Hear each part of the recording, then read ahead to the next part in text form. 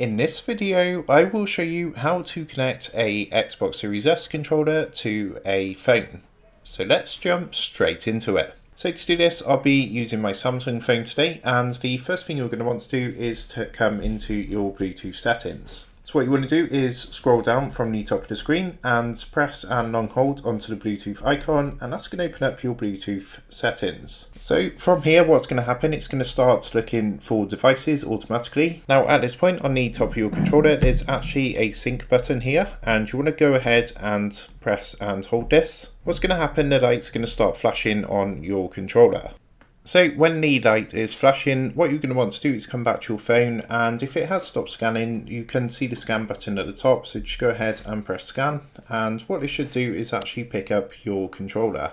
As you can see, it has picked up the controller. It says down here underneath available devices, Xbox wireless controller. So all you need to do now is go ahead and press this. Then it's going to come up with a pairing request. So all you want to do is go ahead and press pair. As you can see, it's currently pairing. And you can now see it says connected, which means the controller is now connected, and we can see we're connected because the Xbox guide light has turned a solid light colour. So that is how to connect a Xbox Series S controller to your phone. With that being said, I hope this quick tutorial did help you out today, and if this did help you out, I would really appreciate it if you was to consider dropping down below the video, leaving a like, and also subscribing to the channel. With that being said, I just want to take a minute to thank you guys for watching this quick tutorial, and I will see you in the next video.